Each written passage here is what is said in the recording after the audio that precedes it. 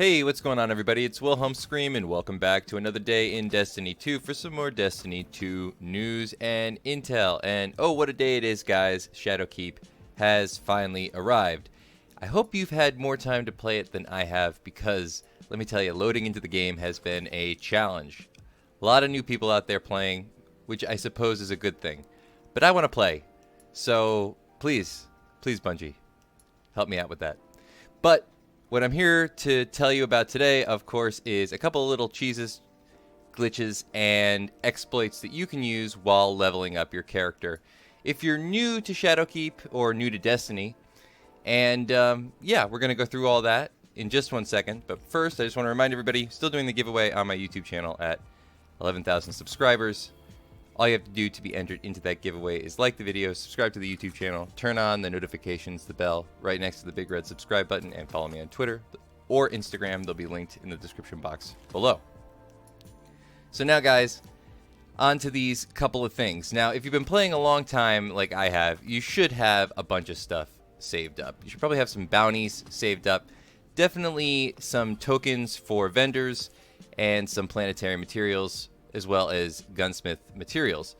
All these things are going to allow you to level that much faster. If you're new to the game, I'm going to get to you in just 1 second, but I'm going to tell you more about things that you don't want to do rather than things that you're going to want to do. In either case, if you are just starting in Shadowkeep, the first thing you want to do if you have tokens or gunsmith materials is go and cash those in, because those are immediately going to raise your light. You're not going to want to use any of your bounties yet. You're going to want to save those until you get probably closer to the soft cap of 900, because then you're going to actually be leveling up your XP, and I'll have a little XP glitch that I can share with you guys in just 1 second, and that's going to be leveling up your artifact, which ultimately will give you a higher power towards the end. But you're not going to get your artifact until you get to the soft cap of 900, so save those bounties for now. But the one thing you're going to want to do, obviously, is go to the vendors, cash those in, because you're going to pair basically every piece of armor and gear up until you run out. So, you know, you might say the same number over and over again, but that's just because you haven't gotten a piece slotted to another area where you can actually finish out the set. But just keep cashing those in, Vanguard or Crucible, or the gunsmith, although you might want to save your gunsmith materials because I think they're going to be a little bit more valuable, but that does work too, as well as any planetary vendors. And obviously, if you were doing the farming glitch in the Forge farm glitch, leading up to Shadowkeep, then you should probably have a lot of planetary materials for the vendors in the EDZ and on Nessus. So there's another thing, actually, and this is the XP farm. Apparently, you can actually still forge the farm the forge for XP, specifically clan XP, if you're doing it with a group. And you get, I think, 500 for every completion, and you can get the, I think, it's 10 failed forge completions. It's a little bit of a tongue twister to actually finish out the weekly clan bounty there. So something you can do. Obviously not as good as it used to be. We don't get materials anymore, but still get some XP. And that might come in handy, obviously, when we're into the area of 900 plus and you have your artifact. So besides cashing in some tokens, the other thing you're going to want to maybe be on the lookout for is doing the menagerie here and there. To maybe finish out a piece of gear. You're not going to want, as I said, to use any of your bounties until you hit 900. You're also going to want to save any of the areas or missions that will award you powerful gear. That is, prime Ingrams or anything else. Those two things you're going to want to save until you're 900 plus, because they'll unlock to the according power level. I think 900, there's a sort of a benchmark there. So you're going to want to save those until you're done.